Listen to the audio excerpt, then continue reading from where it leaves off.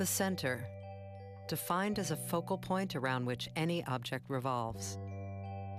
We, however, define the center to mean much more. It's where knowledge and ideas form a nucleus, where dreams intersect with possibility, a starting point from which your life can go anywhere. This is how we at Columbia Business School define the center, the very center of business. Here you'll find the center of opportunity, where world-class academics open doors to the world's most dynamic place of business, New York City. Come, learn at the center of knowledge, where top academic minds do leading-edge research on the latest business trends and innovations. Be at the center of access, where today's titans of industry spend everyday face time with students and faculty. Discover the center of convergence, where finance, fashion, media, healthcare, high-tech, and all industries intersect. Join the center of community, where high achievers the world over share an open exchange of ideas and perspectives. Dream at the center of entrepreneurship, where an Ivy League business degree gives you entree to the world's fastest-growing startup environment. And reach the center of global impact, where a network of over 40,000 alumni are creating real change across the planet. The very center of business, where all potential converges, where chances for success revolve all around, a place you just won't find anywhere else. Come, find yourself here, at the very center of business. Columbia Business School.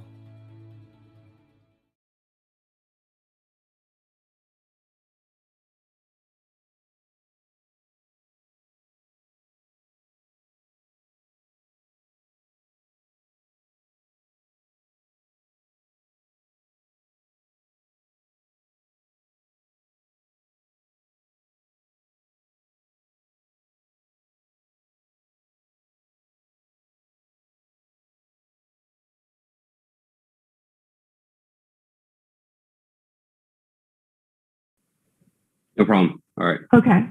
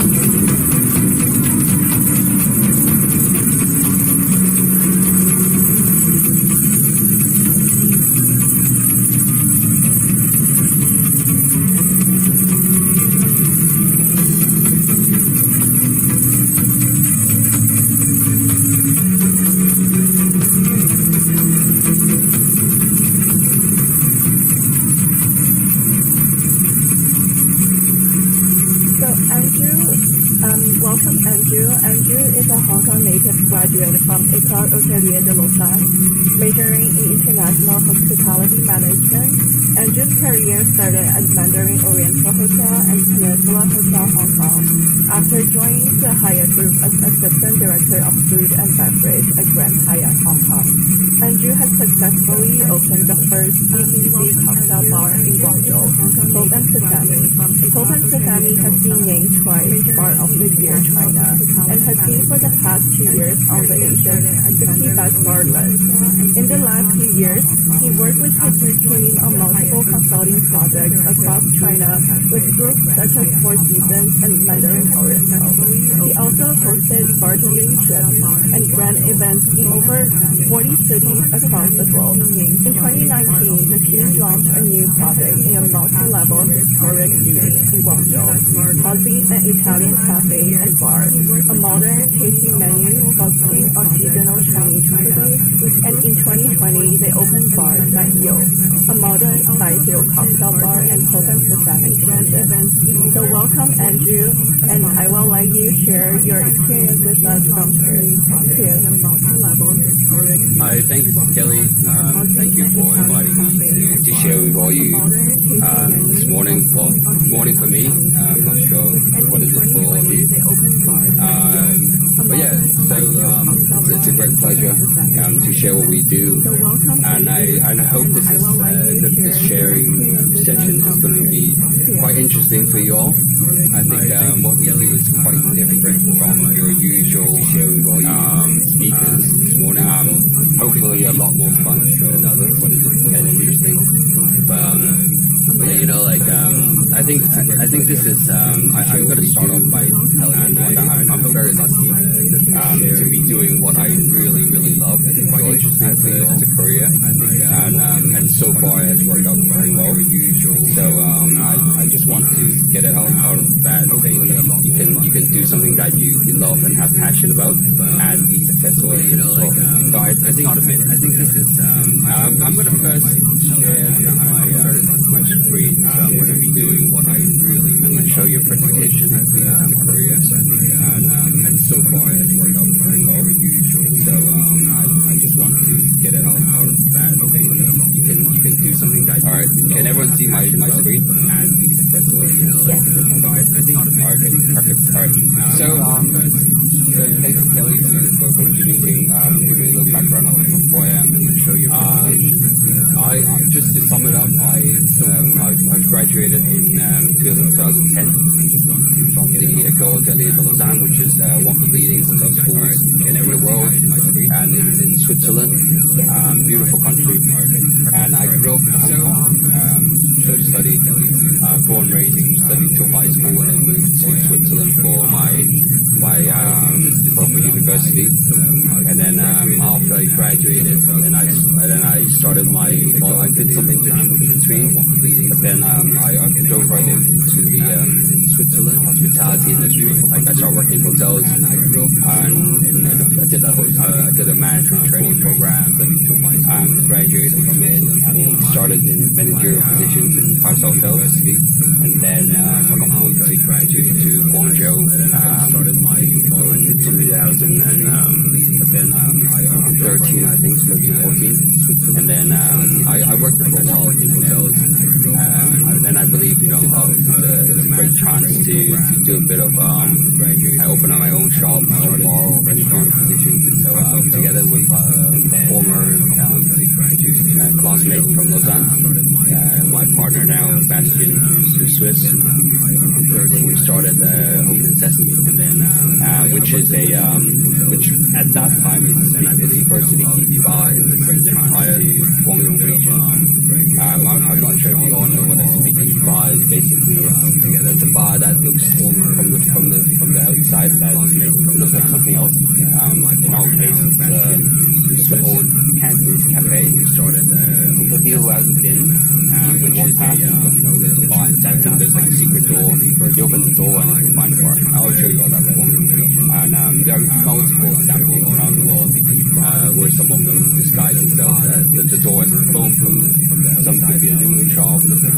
I think this is just it's really a first document, but it's also quite cool.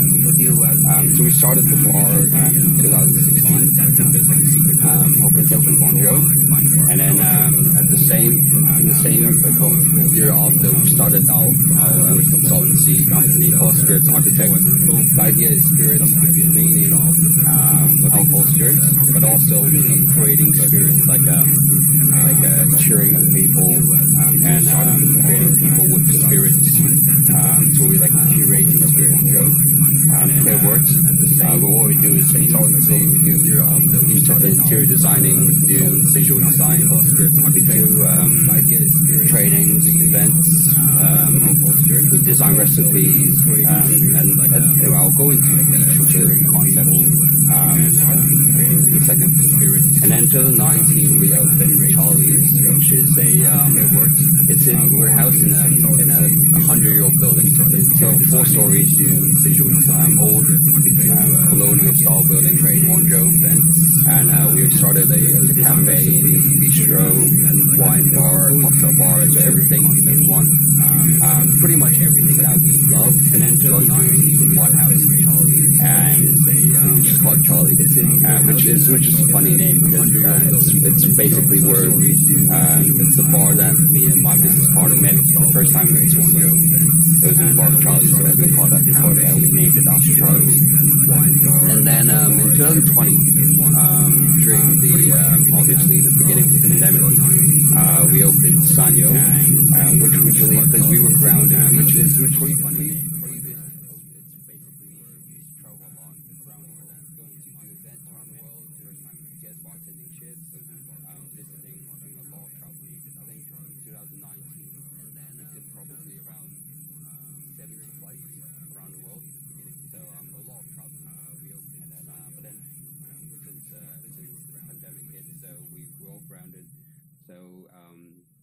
We usually travel when we look for distilleries, we look for cool spirit brands, craft gins or something around the world.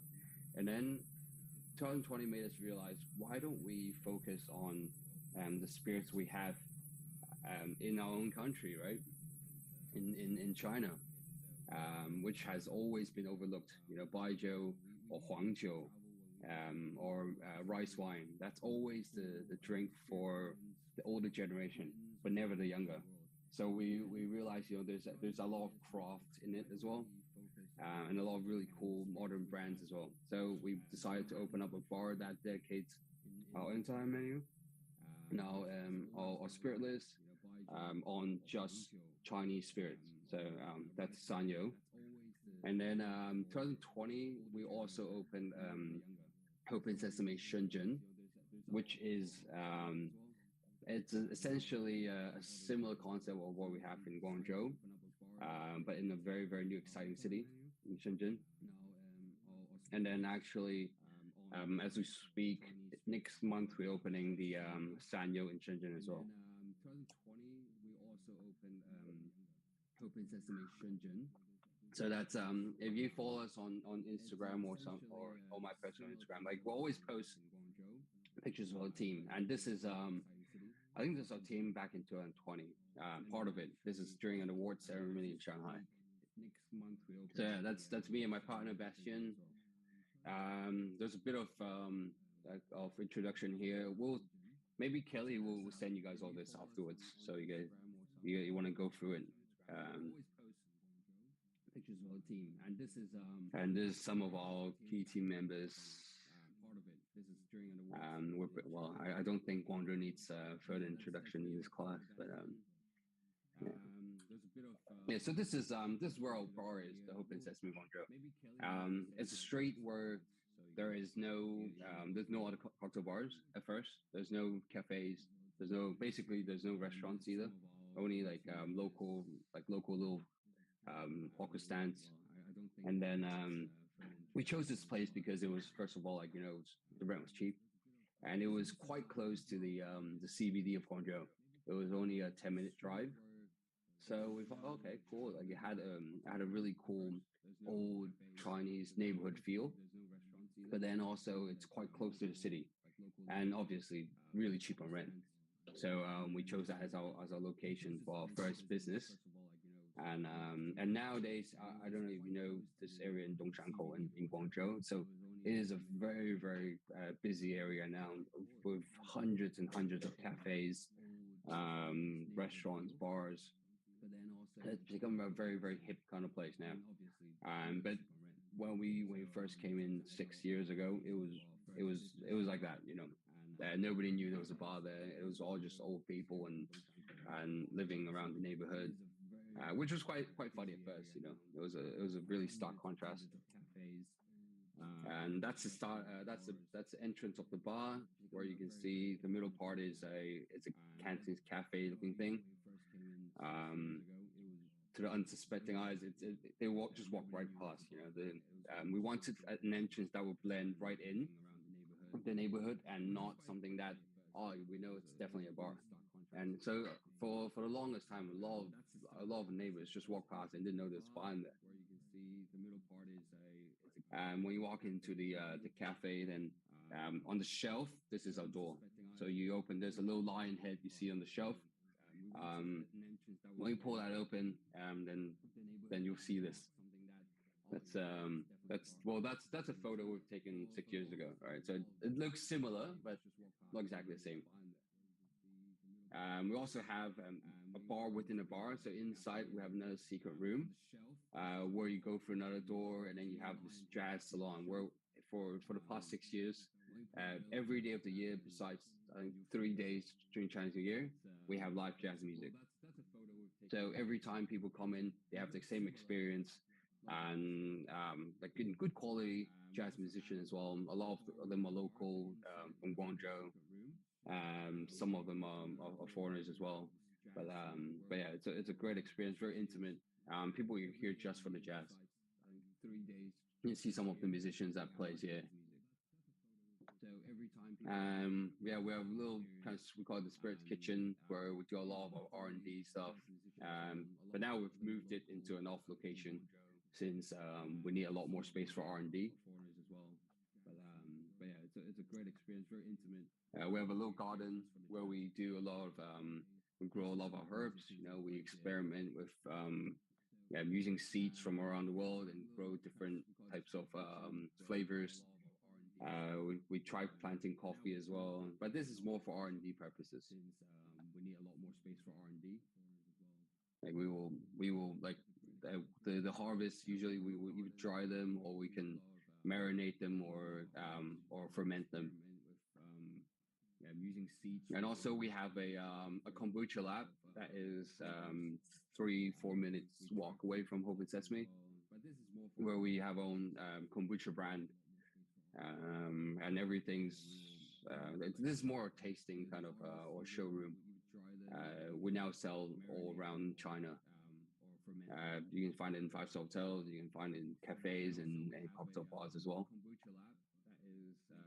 Fermentation was naturally the next step for us when we experiment with drinks, because it's, first of all, it's a very the flavors are very, very unique, but also it's very natural, and it's a process that's been dating over hundreds and hundreds of years. So we're sort of just kind of bringing it back and try to incorporate it into our cocktail making. So you can see that is the branding of the kombucha, because it's, first of all, it's a very the flavors are very, very unique, but also it's very natural. And at the Hope Sesame, we try to change our menu every around 5 months. So we actually launched our 13th menu I think a month ago. So every menu is we try to have a different concept with it. And we design everything in-house. All the VIs are done in-house. So we have a lot of like decision making when it comes to creativity and the direction as well. For example, you can see the volume 4 was it's called a cocktail book. So every cocktail is inspired by food ingredients or dishes. Where, for example, you see volume 7, we based our entire cocktail menu and concept on the island of Hainan. Because me and my partner, we went there for a vacation one day, and and then we realized there's a lot of great ingredients there, and ingredients that people often overlook. For example, there's the first coffee organic coffee plantation in China, which is in Hainan. They do really good coffee beans, and really wanted to showcase this ingredient. And then for the volume 8 is called the Cantonese Wedding Banquet. That's the year where I was married to my wife. So we kind of did a little Cantonese wedding banquet style cocktail menu, which was quite funny. A lot of the drinks are inspired by dishes that you see at a Cantonese wedding, and the names as well, obviously. So that was a very fun menu. And Volume 10, Bar Hopeless, was an initiative that we tried to do a lot more by giving back to the community, where we feature a lot of small producers, farmers. That was during the 2020, so at the beginning of COVID. And a lot of the farmers lost a lot of crops because nobody would buy them. So we try to try to source these crops from these farmers and use them in a cocktail menu. And for each cocktail sold, we also donated 5 RMB to a charity foundation that supports sick children and children that doesn't have families, or have the families have problem paying medical bills for children. So we try to give back a lot, because that was a time when I think we did quite well up to that point, and we just want to bring the message through our community, our bar community as well, and let others know that it's not always about taking. And then volume 12 was the first menu that we did in collaboration with another brand. Basically, we worked with HEM, which is it's a modern art museum, contemporary museum based in Foshan, and we got invited there, and it's a beautiful museum designed by Tadao Ando, and we basically just walked around, got inspiration from the current exhibit, and also the design of the museum itself, and then we came up with a cool cocktail menu. So the idea is we try to go in a lot of different directions to keep our customers and our guests very excited every time we change a menu, and that's only like every 4 or 5 months. These are some of the cocktails photos that we also do. Like we take also all the photos in-house in order to generate a lot more social media content. But we try to make it, interesting. The photos are not all the same, And that was during. This is a couple of slides during COVID, where we basically did these canned cocktails, and we're the first one in China to do it, meaning that we're the first in the world to do these kind of takeaway canned cocktails. I'm sure you see them a lot on social media nowadays. But we during the pandemic, we first shared a very useful guideline to COVID and how small bar business can survive this and what they can do. You'll find this on our on the highlights in our Instagram account. You can go through it later. It's quite interesting. We taught people like what to do. How do you make your own canned cocktails? How do you deal with your cash flow? How do you deal with your staff? How do you pay them? Can you go on furlough?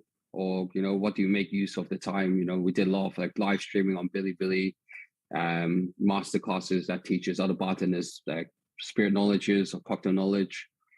So yeah, we did a bunch of stuff then, and it was quite fun, and also kept the team kind of engaged as well during the lockdown. And obviously, sustainability is a huge part of our business as well. We've also won the most sustainable bar in China. I think those were 3 years ago. I think the idea is really to embrace this concept and reuse a lot of stuff, upcycle, using only sustainable, like a spirit brands that has a lot of sustainable practices. But this is a whole different area that if you're all interested, you can get in touch with me. Yeah, we've won a few awards. I'll briefly go through that. So the most significant one is you can see the Asia 50 Best.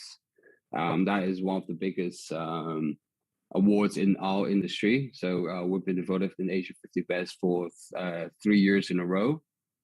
And also starting from 2019, and this year last year we've been also nominated in the World Top 100 Bars in the World 50 Best bar list. We're ranked, I think, 94 in the world. So from a tiny little bar in the old part of Guangzhou, which isn't even known for its cocktail bar industry in China, usually Shanghai or Beijing, that's where the top bars are. To go on and be featured internationally, that also goes down to a lot of like online presence, a lot of online marketing, a lot of traveling events, and to really showcase what we do at a daily basis to around the world. You can be a top bar and doing really cool stuff, but nobody would know about you if you don't post about it or let people know. And also, we also won the philanthropy award at the Tales of Cocktail Spirit Awards, which is another very, very prestigious awards program based in the States. So because of what we did during COVID, how we shared our best practices, so they gave us this award, which is it's a great honor. And on the left, you see Drink Awards is basically the Chinese bar industry awards, and we've won a bunch of best bar of the year. The one that means a lot to us was the 2020 Entrepreneurship Award, because at the end of the day, me and Bastian, my partner, we're both bartenders. We're also entrepreneurs, and to be recognized as that is a great achievement. Yeah, some photos. I'm sure you can find all these. We also, we try to get ourselves featured on publications a lot as well, just to try to. That's just part of how we get the name of Hope Sesame out there. So whenever we have our own marketing department where they would just reach out to different publications, or when they reach out to us, then we have a go-to person, and we do a lot of interviews. And this is just a snapshot of what we did in the last 6 years. Yeah, we do a lot of roundtable masterclasses. People know this as masterclasses, but we like to call roundtable because we like to share stuff. It's more of a sharing process instead of a class. Bit of like bar takeovers and guest shifts that we've done over the years. Yeah, I'm not gonna. Well, you can see it's all around the world. You can see in Europe, in Australia, Asia, around Asia as well. All right, so going to our second concept, Charlie's. So Charlie's is, as I said, it's a multi-story concept. You can see it from the style of Charlie's is a bit more vintage and very, very different from Hope Sesame, which is a little bit more modern Chinese, I would say. We roast our own coffee beans in-house. So we're very, very into coffee. We try to source a lot of local coffee beans, as well as obviously using coffee beans from around the world, since the coffee beans in China mostly come from Yunnan, where but then it's very single dimension. If you know about coffee, if you just use a coffee bean from one region, it's very single dimension in terms of flavoring. So we also have to blend in other countries' beans, but we like to focus on a lot on Yunnan as well. Yeah, and coffee is roasted nowadays almost every day because we go through a lot. We also do a lot of coffee beans, like products around coffee bean. Like we have our own canned cold brew. We do coffee liqueurs. Now we also have drip bags. We have we also supply coffee beans to 5-star hotels and other coffee shops as well. And in terms of the cocktail program at Charlie's, it's more classic Italian cocktails or spritz, martinis, a little bit more classic drinks, whereas Hope Sesame is a lot more modern and creative. And the food, we're also bistro, so we do a lot of continental Europe dishes. We don't really narrow ourselves down to just one cuisine type. So we do pastas, we do a lot of handmade pastas and bread, but we also have Italian, we do French, we do a bit of Mediterranean as well. And we do a lot of natural wines. This is also something that's quite popular nowadays. You see in the middle, that's the coffee trip bag. And we also have a coffee Moro as well. On the second floor of the Charlie's, we have an open kitchen where we can sit around 12 people, and we do tasting menus.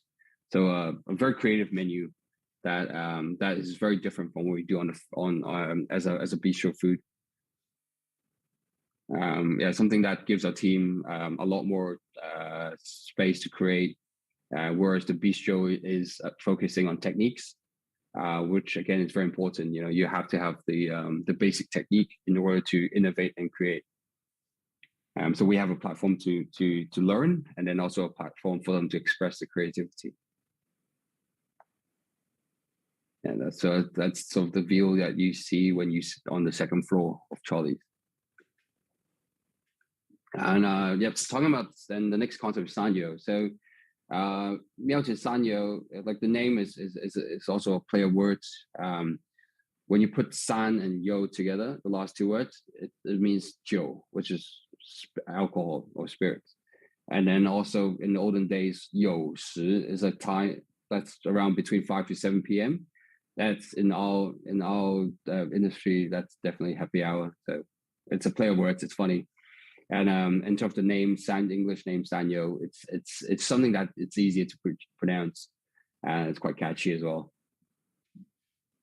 The first SanYou is based in a complex called Chaojiwo, which is they started in Changsha, which is immensely popular, and the one in Guangzhou was next to a Swire property, also very, very well located. Basically they tore down a building and put in these kind of old streets and reenactment of or replicas of the old Guangzhou streets, and have stores and local food in there. So we decided to put a bar in there as well, which kind of fits the concept because it's representing old Guangzhou and featuring like the old Chinese culture. And that's what we're trying to do here, but we're trying to do it in a modern way. Yeah, so we've changed a bit the format, if anyone's been, but the idea is, this part is where we do a lot of fast casual drinks, a little bit like Haiti or something that, we do take away, easy, low alcohol cocktails that's very, very easy to understand, and very like, we're attracting very like college, you can drink in college here, but very, very like 18 to like maybe like 25-year-olds, to order. It's not too expensive. It's around 40 to 50 RMB. It's a big glass, so something that's very easy. And the flavor of the Baijiu is kind of masked in different flavors, so they taste it, but then it's also very easy palatable. So it's kind of like a gateway drug to Baijiu, if I want to put it that way. And you can see it's very vibrant, very young. A lot of kind of we put a lot of street culture in it. We do a lot of crossovers as well. On the other side of the bar is something that's a little bit more closer to Hope Sesame. We do a lot of more complicated, more complex drinks, using a lot of different techniques as well. It's a lot more fine, and people usually sit here for longer, and it's a full-on experience as well. Where like we have this little welcoming ceremony where we have a welcome box. In the box there's different compartments, and Let me see if I have a photo of that here.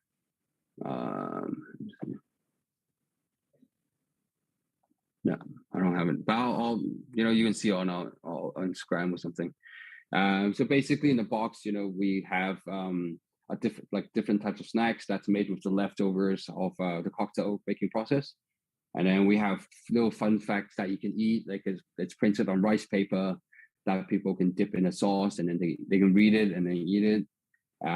We have like welcome drinks that kind of tells the story of one region of the baijiu making cities or regions in China. So it's fun, but it's also interactive, and people can learn about baijiu in an easy, casual way. Yeah, you can see like these are the cocktails that it's a lot more.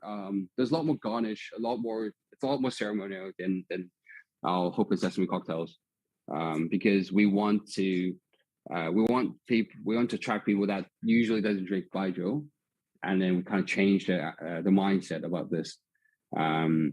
There's plenty, as you all know, there's plenty of really like massive baijiu companies like Maotai, Wuliangye, Sui Jingfang. Like there's a lot of really big brands, but they're all struggling to tap into the younger market.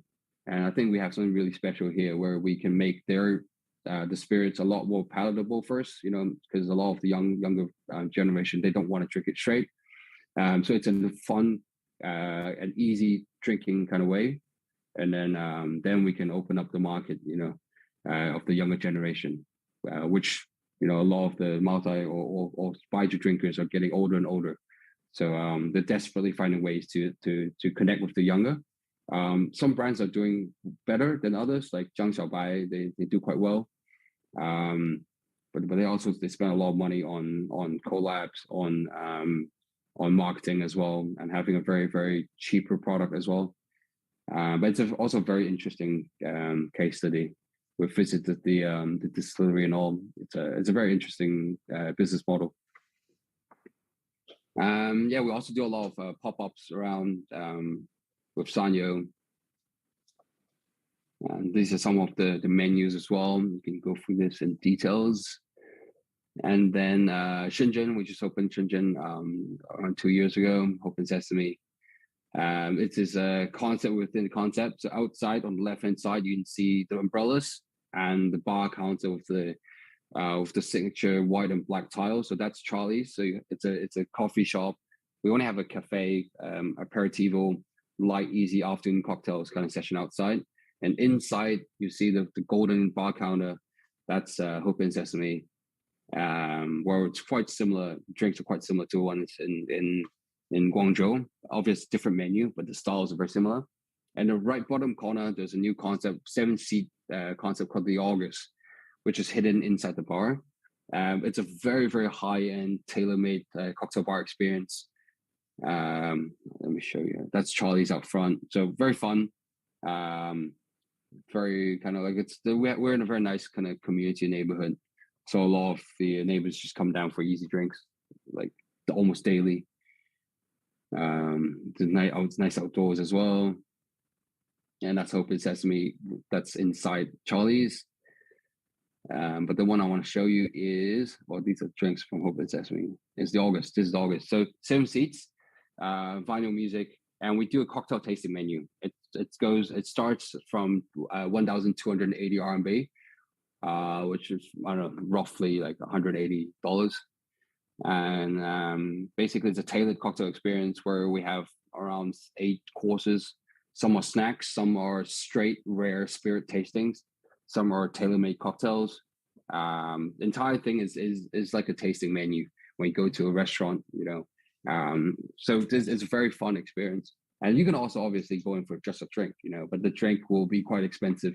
The price of the cheapest cocktail there is 180 RMB, which is, I think, closer to $25, $30, something. I don't know what the US dollars nowadays is. But the idea is using very, very premium spirits. Even if you want to make a really easy drink like a martini or even like a daiquiri, we use the best rum there is. So it's a very tailor-made experience. It has to be it's only by reservations, and it's full every night because people, the spending power in Shenzhen is very, very high. So it's one of my favorite places to just have a drink. When I do go to Shenzhen, see the bar. Yeah, you can see the from photos, and it's very, very discreet and very personalized. And yeah, you see that that's the tasting experience. You can see a little bit the menu. We don't want to show you everything. Obviously, we want you to come try everything. And then yeah, this is the Shenzhen SanYou that's opening very soon. I think it's going to open. Well, there's a bit of COVID situation in Shenzhen right now, so the idea is to open mid-March, and that's still the targeting date. And the idea of the Shenzhen SanYou is a bit different. We don't just focus on Baijiu, but we also focus a lot on all the spirits around China. So Guangzhou wine that's produced here, craft beers as well. And yeah, these are all concepts. And let me just go through quickly our consultancy part, which is it's actually one of the biggest part of our business as well. So these are some of the clients that we work with: Four Seasons, Mandarin Oriental, Peninsula, all the big brands. Because of our past experience with 5-star hotels, so we know how to communicate with 5-star hotels instead of like a lot of bartenders turned consultants. They don't have this experience, so it's very difficult for them to communicate and understand how a hotel will work. In terms of communication, in terms of payment structures, in terms of even talking to the GM that's from abroad. So we have this experience in communicating. So we land a lot of hotel jobs, and obviously we do a good job. So people, it's a word of mouth as well. And we're now also we're currently working on around 15 to 18 projects at the same time. And we have a team of consultants as well. And one of the news, it's a little sneak peek is for you guys, is we're opening the first Ralph Lauren bar in China, or in Asia, I think, and in Chengdu, in Taipei. So that's a very, very cool concept. We're running the bar as well for them as well. It's a high-end burgers. We're targeting opening at the end of April. So that's one of the most exciting projects that we've worked on recently. And one of our more famous kind of case studies that really helped us, land a lot more consultancy gig was the Mandarin Oriental in Beijing, where we designed a menu that is very interesting. Where the first menu is, we wanted to showcase a modern Beijing, because Beijing to a lot of people are quite old, and it's old capital. So we walked around Beijing for 3 days, and we took a lot of photos on the streets. That gave us a bit of feeling and of what Beijing is. So these are mostly pictures of the sights and sounds, and also some architecture as well. And then we picked the ones we liked, and we designed cocktails that's like according to each photo. And then the second menu, we decided to focus on artists that is in Beijing, let alone be musical artists. It could be movie actors. It could be opera singers. So people who are artists in their own in Beijing, like preferably young ones as well. So we interviewed them, saw some of the work, and then got inspired and designed cocktails according to each person. And then the third volume, the next volume, we went into a different direction where we want to feature music, the modern music in Beijing. So there's a lot of cool underground bands, jazz bands, rock bands, and kind of alternative music DJs as well. So we interviewed all of them, listened to the music. We even have like QR codes where the guests can scan. They can see a little bit more about the artist, and they can listen to the music as well. So that was a very cool kind of collection of menus that we did for the Mandarin Rental in Beijing, and that kind of showcase what modern Beijing is. And also it was a great case study for us, and a lot of hotels just saw, hey guys, we want something like that, And then so we got approached a lot of times. I'll send this through as well. So these are some of the drinks. Another new project that we did was the Mandarin Oriental in Shenzhen, where we did the concept was based on movable press.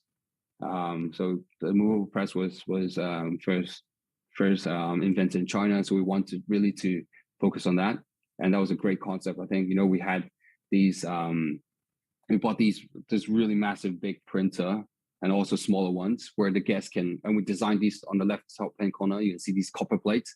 We designed these plates as menus, and then the guests can basically go to the machine and they can print out the menu before we show them the menu. So they print their own, and they can kind of go through that process of printing. So it's very interactive. It's fun, and it tells a story as well.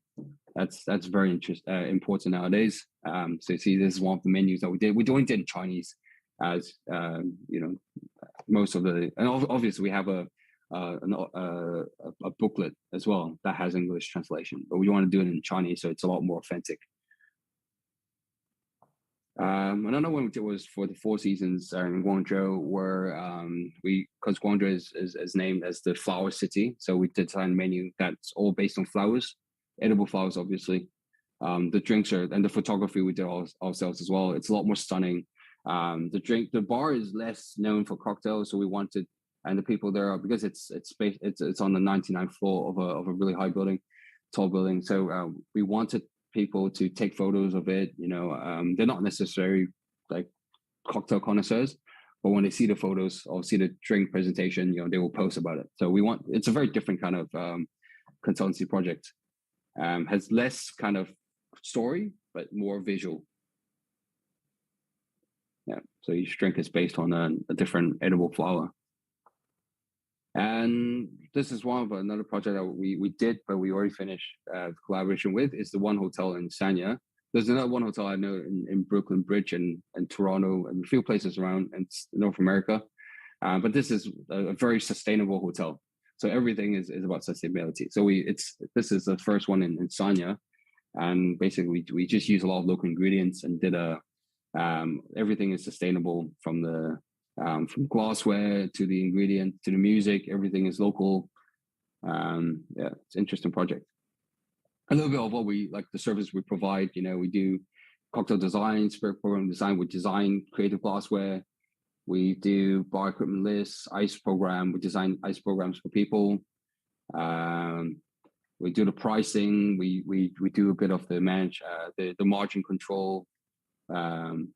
Wine, coffee, spirit, many designs. We also we sell a lot of the coffees to our clients as well. Then we also help our clients to develop a supplier list and to kind of cut down on one-time purchase costs and work with like long-term strategic partners to get the total cost down. We introduce a lot of sustainability practices to our venues, to our partner venues as well. A lot of zero waste stuff, creative ways to play this sustainability approach. Do a lot of trainings, cross trainings. They can come to our bars and learn. Like bartenders can come to our bars and learn how we work, and also cocktail knowledge trainings on site, online trainings as well for places that has a bit of COVID restrictions. We do ad hoc cocktail events, for example, for brands. The biggest one we've done was for 4,000 people, making drinks for everyone. That was fun. And also we do a lot of events for brands, like Porsche. If they have a car launch, we'll design a few drinks that's kind of inspired by the new car line. And then that's all. We do a lot of events as well. And helping the venues with the media and branding assistance as well, for the shoot videos as well. Yeah. Also do the food program as well. All right. So that's pretty much what I have. Let me see. All right. That's pretty much what I have in terms of the presentation. And I know that Kelly has sent me a bunch of questions that everyone had. Just give 1 second. All right. Yes, thank you so much, Andrew. It's so interesting to learn about your business. For me personally, I've been to your bar numerous times, and whenever I bring a guest with me, they're always very, very surprised by the quality and then the atmosphere. I think they all went back eventually because it is truly something new in Guangzhou. So I have some questions for you here and also for people in the audience.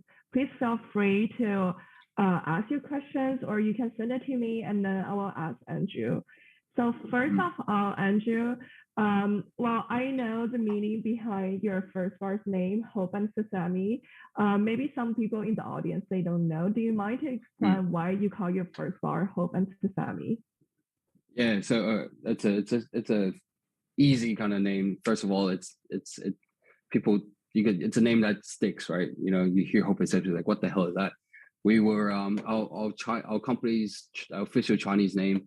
Hold on, like on the company, right? On the registration, it's called 希望之马. So basically a direct translation. And I was at a gas station yesterday and I wanted to open a fapiao, and then one of the girls working there, they're like, oh, it's a really funny name, you know, it's called like even someone who's never been. So it's always about people like something that sticks, you know, like names that sticks.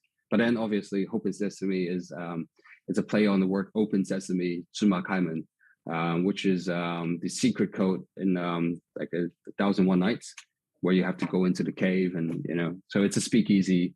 You have to say the password and get in. So that was Hope Sesame. And Chinese name, we're called 庙前冰室. So 庙前 is the name of the street we're in, and 冰室 is the Cantonese cafe. That's it.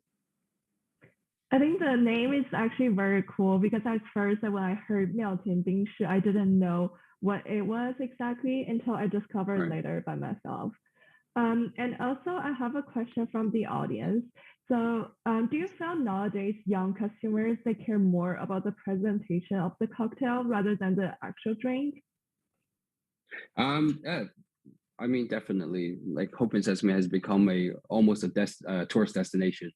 From people from around the world or in China, people will come when like young people from the age of, I don't know, from 18 to like even like 30, 40 years old, they'll come to Hope Sesame when they visit Guangzhou if they want to drink. So we cater to everyone. Like the idea is not to do a cocktail bar that only focuses on the very, very few.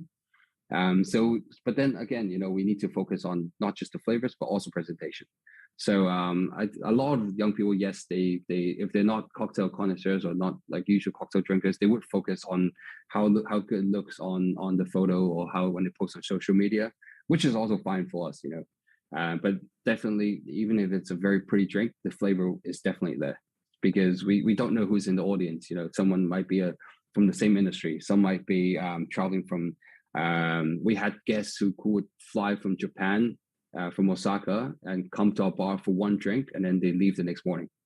So we have people like these. So we have to satisfy everyone. So the drink has to be super tasty with a lot of techniques in it, but also has to be very, very like so-called Instagrammable as well.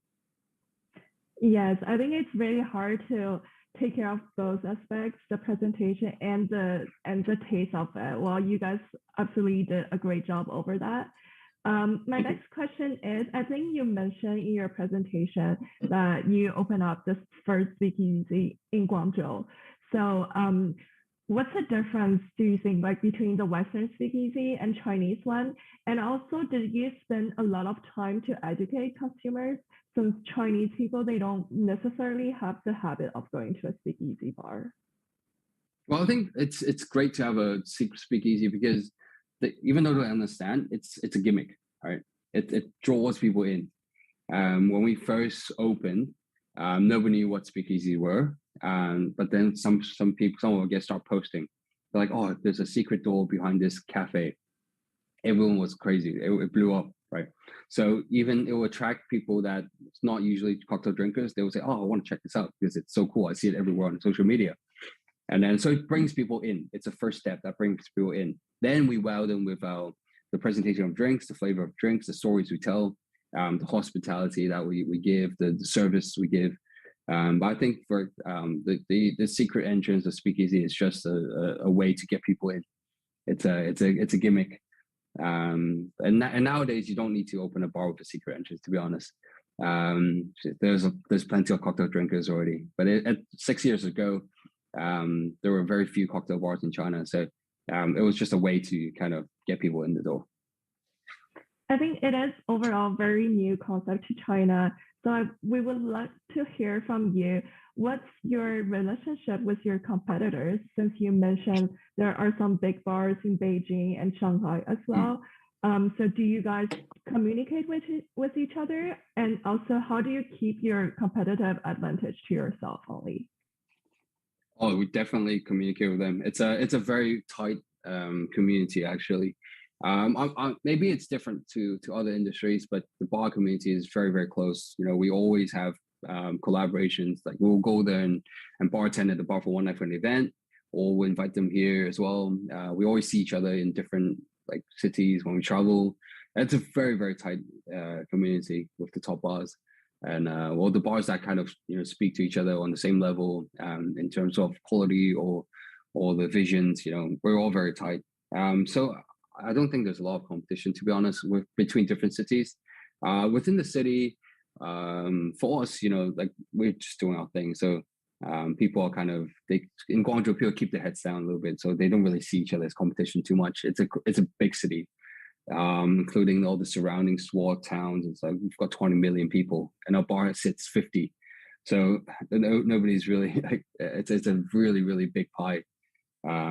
So we don't really see each other as competition, but I think like we also welcome more competition because we need more people to start drinking cocktails and find crafted cocktails instead of just going to like our competitors are beer bars and nightclubs, that's drawing people away from cocktail bars.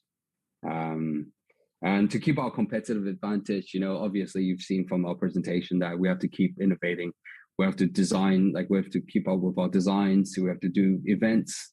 We have to open more bars, do a lot more collabs, do more merchandise, post more on social media. I think that's quite straightforward. Yes, I think quality is very, very important just to stay within the competition. So my next question for you is, what are the criteria to be nominated or to be ranked on Asia's top 50 bars? So as an outsider, how could we know if this bar is good or not? Right. So it's 50 best bar. It's a brand, obviously. It's an international organized, like a media organization that has every time there's the list is published, there's around in Asia there's around 200, I think 250 judges. That's that could be media, it could be bar owners, could be bartenders, could be suppliers. So basically these panel of judges are handpicked based on the reputation, based on how much they travel, based on their social media presence, and then they would vote basically every year. The voting is obviously also I think it's reviewed by one of these agencies. I think I can't remember which one, but anyway, they audit it for sure. And then also the judges changes all the time. So when one of the judges becomes irrelevant or has kind of lost the touch or stopped posting, then they will kind of replace them for someone else. So it's always up to date, always relevant. And also the panel judges is always 50-50 in terms of gender. So there's not a lot of gender bias. So I think it's a very open system. And basically you need to get nominated and voted into the 50 best. So you can't sign up, you can't, you don't know who the judges are. They're just they're not supposed to reveal themselves. So in an ideal way, it should be quite fair. But obviously, you can also guess kind of who the judges are, and But then they also have to visit your bar in the last, I think, year and a half. So you can't vote for someone that you've never been to, a bar that you've never been. So overall, I think it's a very fair system because we're also in for like 3 years. So, but I think I think there's no perfect system, but I think this is the closest to what it is. Well, congratulations again on your bar and its ranking. I think it is a great start for a business like yours that we don't see that very often at Columbia Business School. I'm conscious of time, so we need to end our session here. But thank you so much, Andrew, for joining us and for giving us a session on your wonderful business. I'm pretty sure everyone tonight will go visit your bar once they visit Guangzhou. So Sure. thank you so much. Yeah. And thank you, I'll also everyone. I'll drop my Instagram, like my personal Instagram account here as well. And so if you have any personal questions, you can send me any ideas or questions you may have. Right. Thank you, everyone. Thank you, Kelly. You. All right.